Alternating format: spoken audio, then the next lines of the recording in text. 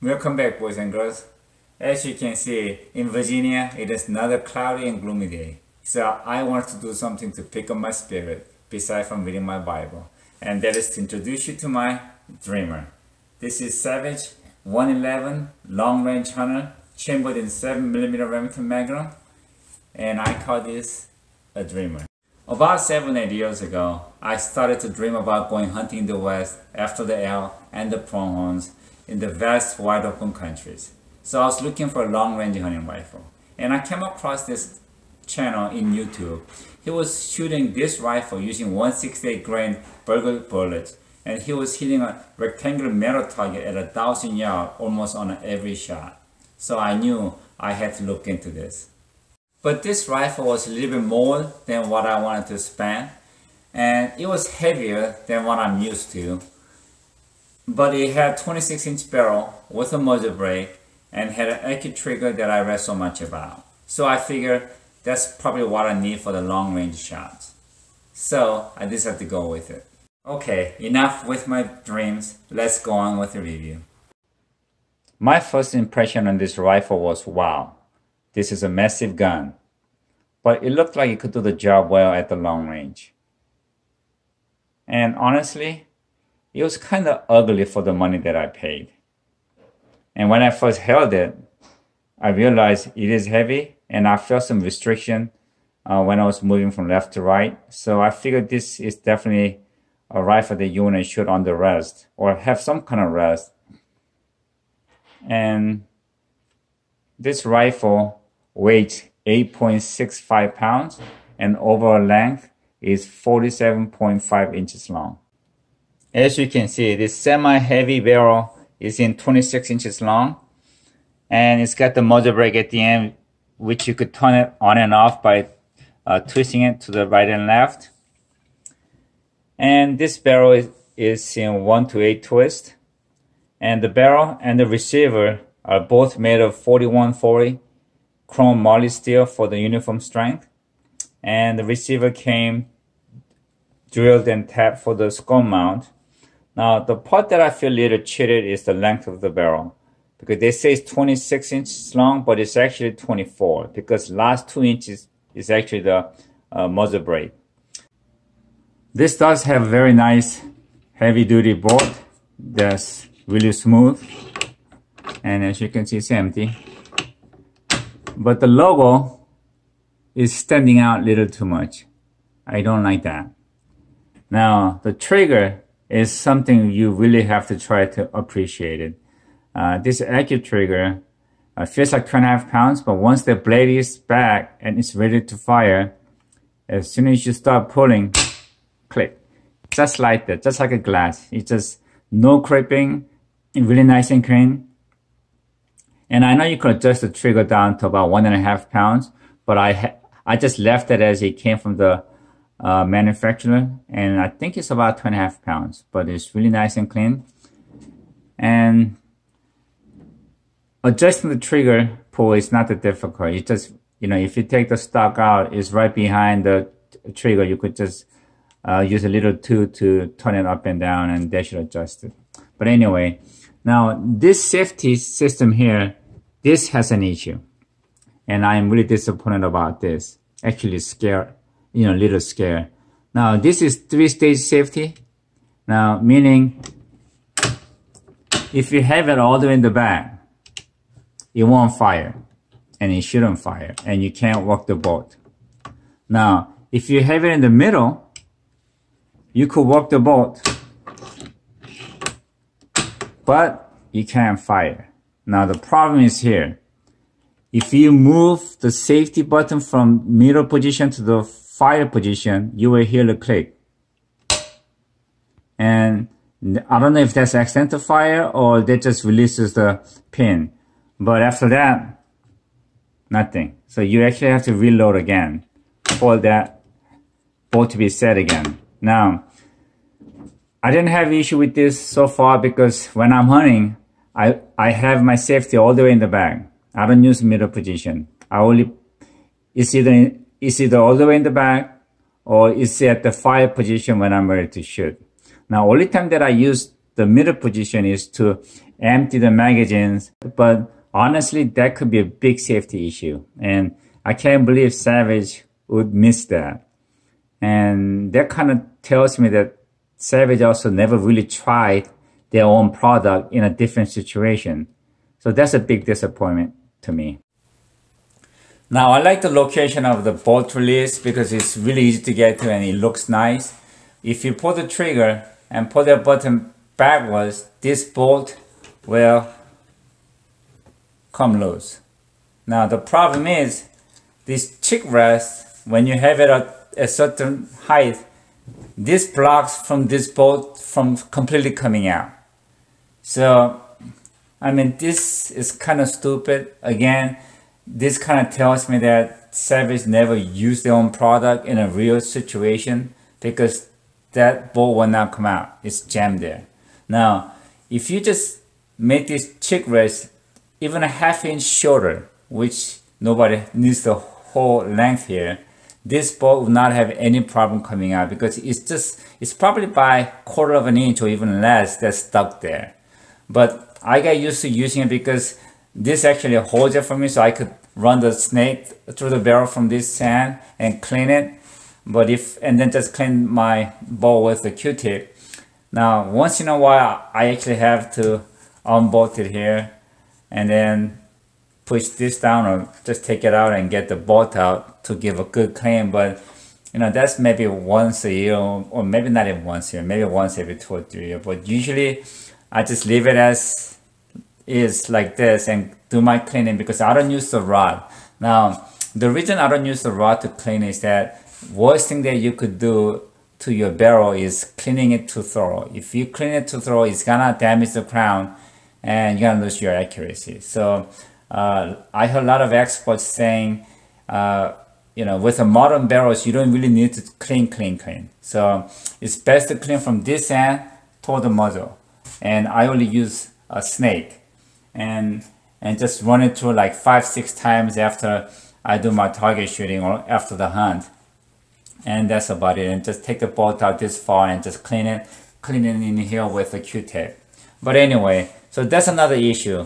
And that was, you know, a little disappointing to me. So now when you put the bolt back and just again push both buttons here, and they should go in nice and easy. Now, since we're talking about the cheek rest here, this cheek rest, I think it looked a little too cheap for the money that I paid, but you know, what can you do about it? Now, one thing that I noticed is that if you tighten it too tight from this side, you could actually strip this, you could actually strip it. And also, if you tighten it too tight, you could see the stock kind of getting crunched. So you don't want to tighten it too tight. Just snuggle, okay? Not too tight. And this stock is not hollow. It's filled with something inside. And I don't know if that's for the weight or for the strength, but that's what it is. And if you look at the stock, it looks cheap, but when you touch it, it actually feels pretty nice. It's semi anti slip. I mean, it feels a little sticky, and it doesn't feel like a cheap, light, slippery plastic stock. It actually feels pretty good. And this came with slingshot studs in place already. And this Savage logo here, I don't know if you can see this or not, that also looks kind of cheap. I mean, if you want to sell a gun that's over $1,000, you really should have a better details than that. Now the Recoil Pad, I'm actually very impressed.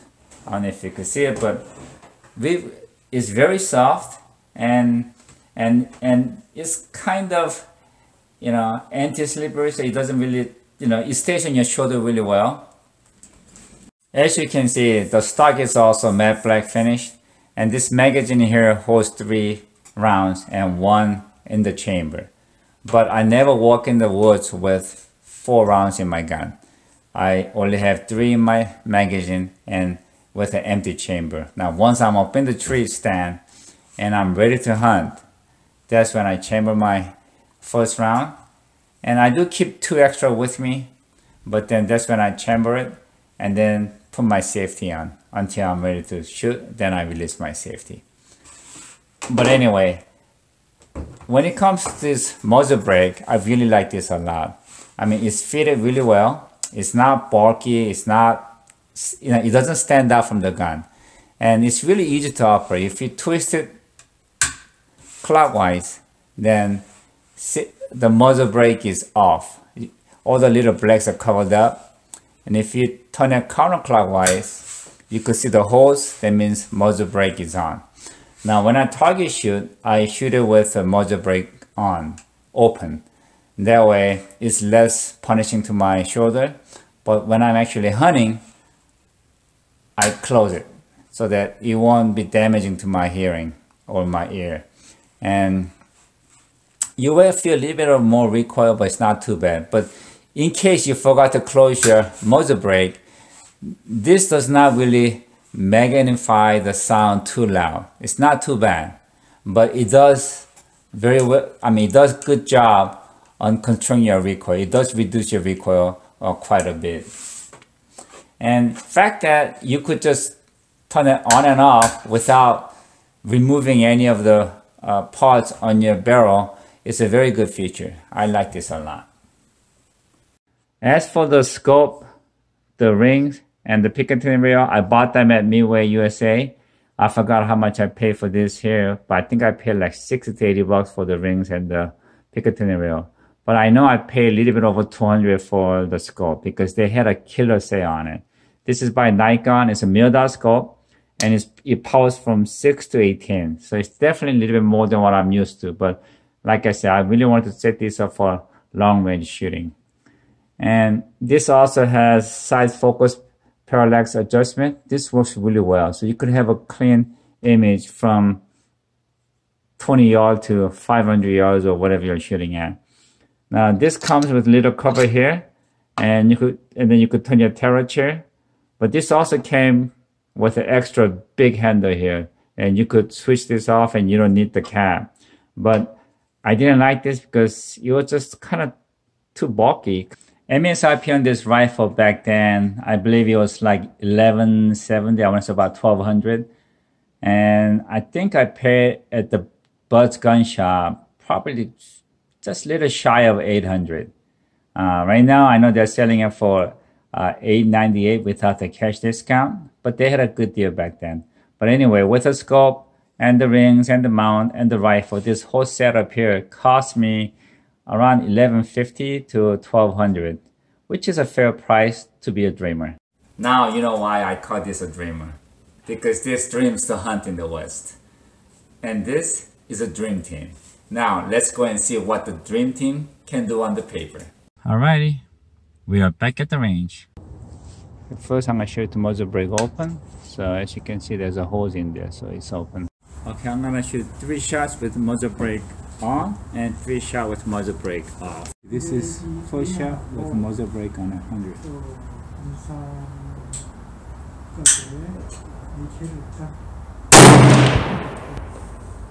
Nice. It's touching the bullseye. Okay, here was the second shot.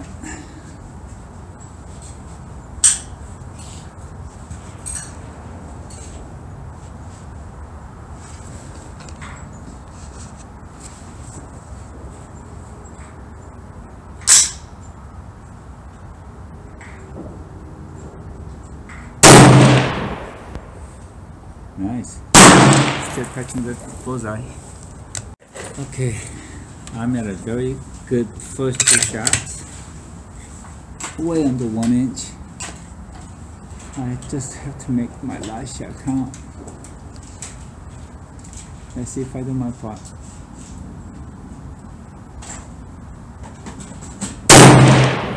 Yes. Oh, that's probably about 1/2 inch good. Okay, now I'm gonna take 3 shots with muzzle brake off, so it's gonna be a little bit more recoil, but it'll be quieter. Okay, first shot with muzzle brake off at 100.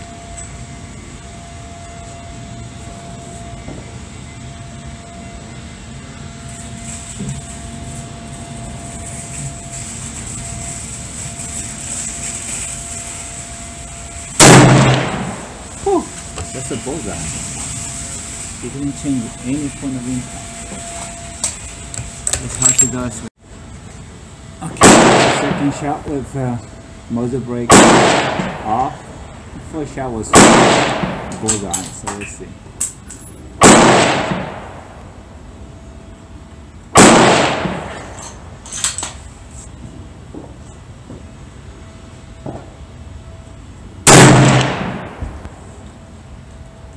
To the left, but still isn't.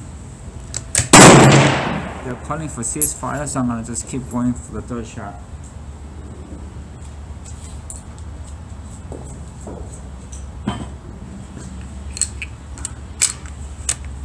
Okay, this really isn't fair because I usually let the rifle rest for 5 to 6 minutes.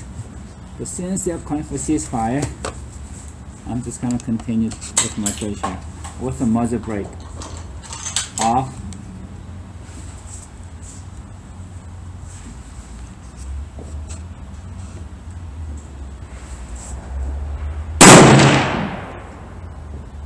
Here we go.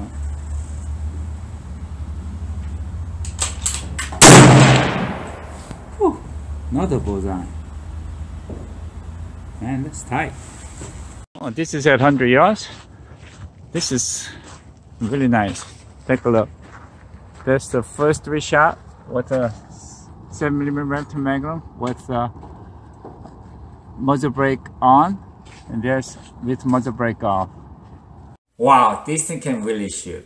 I honestly believe that I can do 1/4-inch groove if I had a more rock solid rest and if I'm not shooting different rifles in between to cool down the barrel.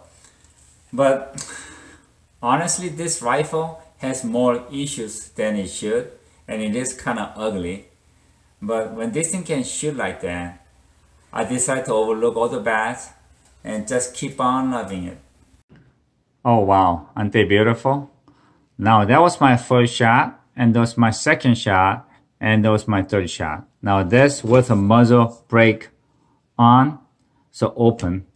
And if you look at it, it's less than a 3/4 of an inch.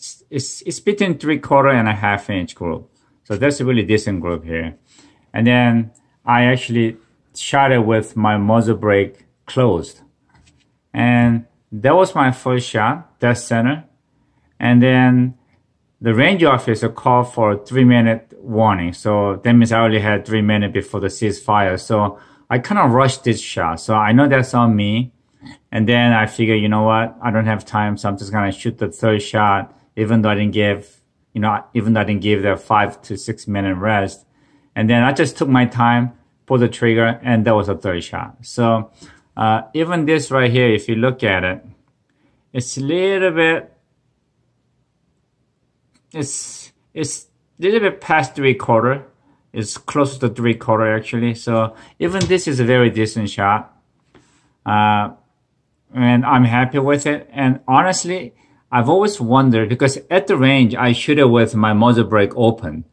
And that's how I practice, because I want to have less recoil and, and so that it'd be better for my shoulder. But when I'm hunting, because of my hearing protection, to protect my hearing, I actually shoot it with my muzzle brake closed. So I was kind of wonder how they will perform actually on paper. And today is my first time actually comparing these two.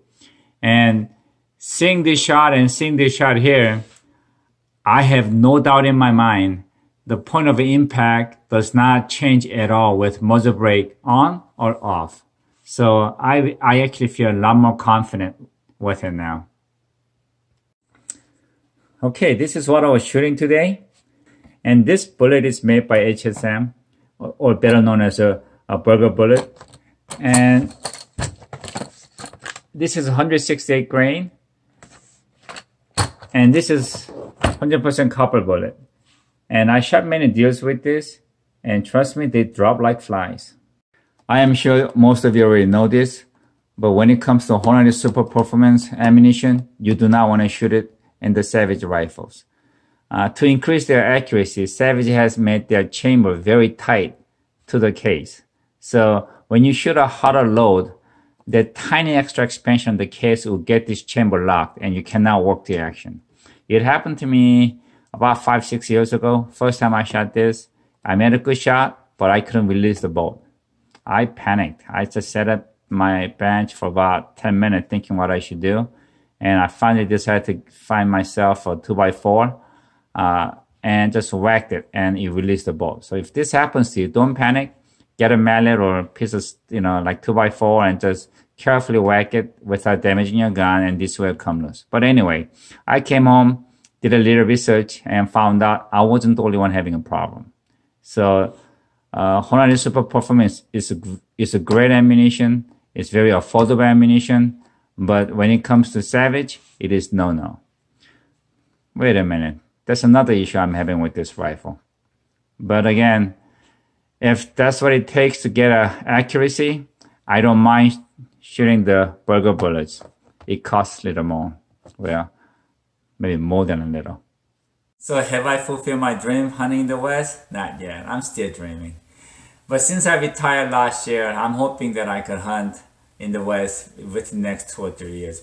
And lastly, like always, thank God for what you have. Enjoy your life with what you got. But mostly, don't stop dreaming. Someday it will come true. And if it doesn't, it was fun while you're dreaming it. See ya.